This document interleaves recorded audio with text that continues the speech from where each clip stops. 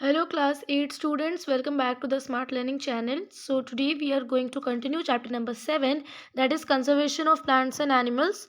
So what we are going to study today? Conservation of forest and wildlife. Yes, in the last video I have explained to you about deforestation. What is deforestation, how it caused, and what are its effects. Yes, so let us see that how to conserve forest and wildlife, means forest और wildlife को कैसे बचाया जा सके.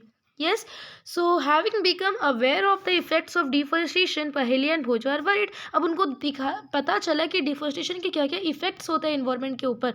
तो पहेली और Boojho are worried, so they go to professor Ahmad and ask him how forest and wildlife can be saved. तो उन्होंने प्रोफेसर अहमद के पास गए और पूछे कि कैसे forest and how to preserve और how to conserve this forest and wildlife, how to save the forest and wildlife. Yes, so professor Ahmad organises a visit to a biosphere reserve for Paheli.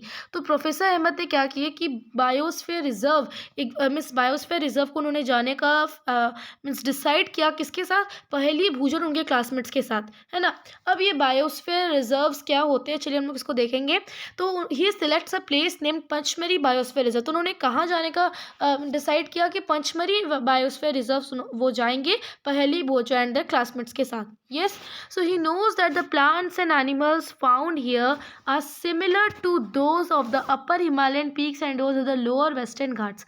तो इसमें क्या पता है कि जो Pachmarhi biosphere reserve में जो आपको प्लांट्स और एनिमल्स देखने को मिलेंगे ना, सिमिलरली जो अपर हिमालयन पीक्स है ना, हिमालय के पीक्स के अपर पार्ट में और western Ghats, lower western Ghats में जो प्लांट्स और एनिमल्स देखने को मिलेगा, similarly biosphere Pachmarhi biosphere reserve में भी वही प्लांट्स और एनिमल्स देखने को मिलते हैं. यस, तो उन्होंने इसलिए इसको डिसाइड किया कि पंचमरी बायोस्फीयर रिजर्व जाने के लिए.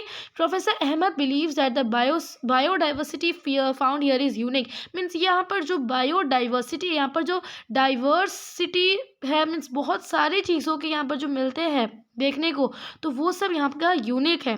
तो he request Madhav ji, a forest employee, to guide children inside the biosphere reserve. तो Madhav ji he is a forest employee, तो उन्होंने प्रोफेसर अहमद ने उनको रिक्वेस्ट किया कि चिल्ड्रन को गाइड कीजिए और बायोस्फीयर रिजर्व्स के अंदर ले चलिए.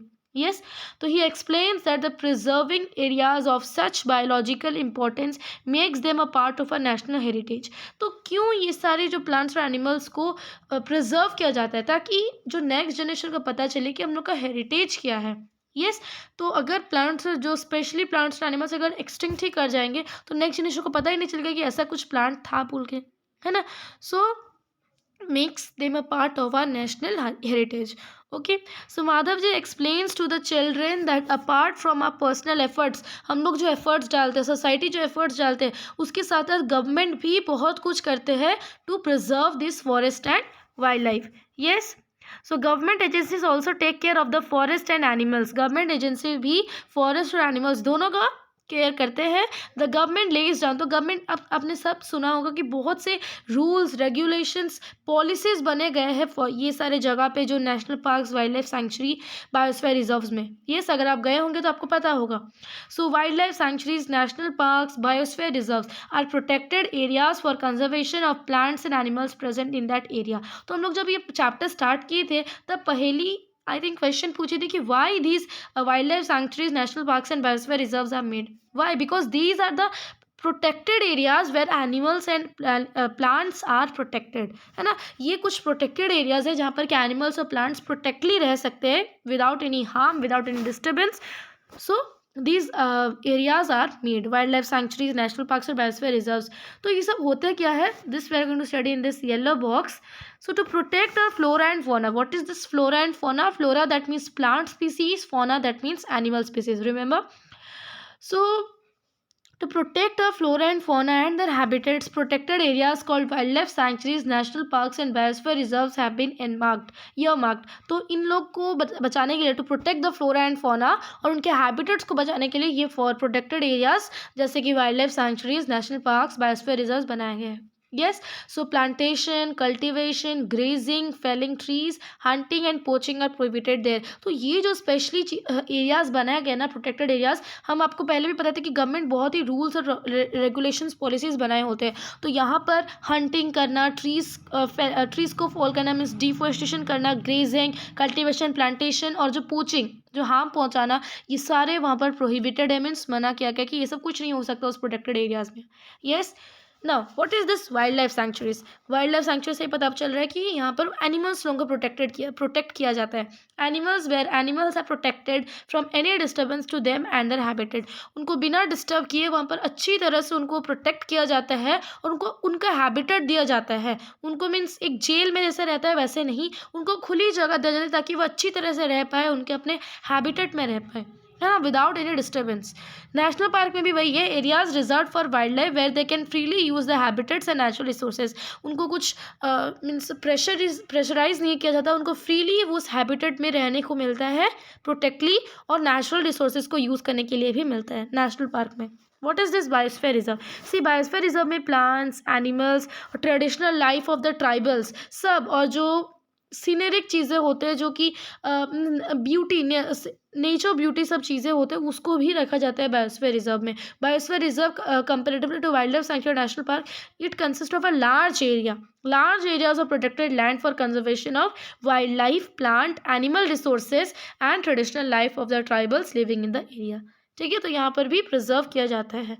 सो why these are made now clear? To protect the flora and fauna, है ना, and their habitats. That is why wildlife sanctuary, national park and biosphere reserves meet.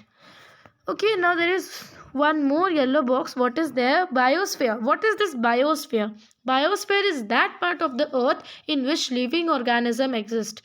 वो part अर्थ का जहाँ पर कि लिविंग ऑर्गेनिजम्स एग्जिस्ट कर पाए, that part is known as biosphere. Yes, you all have learnt about atmosphere, hydrosphere, so there is one more, lithosphere also you have learned. So this is biosphere. Biosphere means वो that part of the earth in which living organisms exist और जहाँ पर कि life support कर सके, है ना. biological diversity और we can say biodiversity. biological diversity नहीं तो हम लोग biodiversity बोलते हैं. what is this mean? refers to the variety of organisms existing on the earth. variety of organisms यहाँ पर देखने को मिलेगा. biodiversity, their interrelationship and the relationship with the environment means उनको आपस में उनका relationship क्या है different organisms का, और environment के साथ क्या relationship है, that shows the biodiversity. yes, clear? So in this video we have learnt about how to conserve forest and wildlife. For that national parks, wildlife sanctuaries and biosphere reserves are made. Now the next topic is biosphere reserve. What is this biosphere reserve? In detail we are going to study in the next video. Okay, if you have any doubt, any query related to this topic, conservation of forest and wildlife, you are free to ask me in the comment section. Okay, thank you so much students.